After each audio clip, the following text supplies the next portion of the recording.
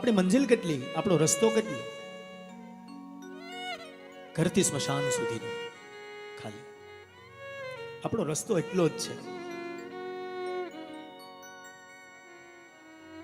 બસ એ રસ્તામાં તમે એક બેન છે ને ફોટોગ્રાફરને ત્યાં ગયા, ફોટોગ્રાફરને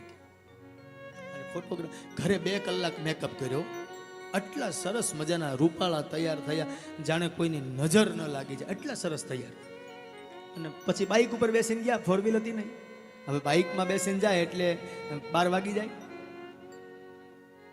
અને 120ની સ્પીડમાં એક તો પતિદેવ બપોરે 12 વાગે ખાવાના ટાઈમે આવ્યા હોય ને એમાં ઉપાડો કે ઉપાડો,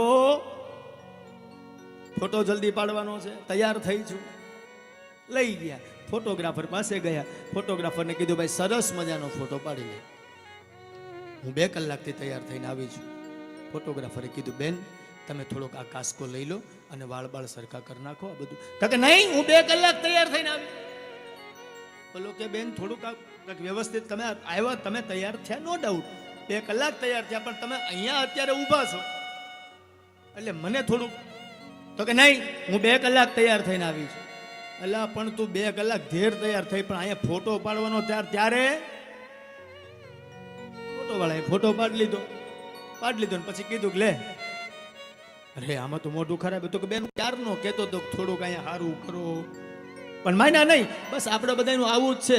હું રોજ મંદિરે જાઉં પણ ઓલો આવે ત્યારે ફોટો પડે એ સમયે તમારા મોઢા ઉપર રામ છે કે કામ, એમાં તમારી ગતિ થઈ જાય.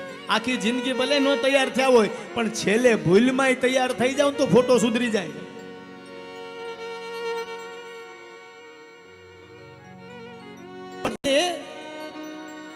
આવું બહુ મુશ્કેલ છે.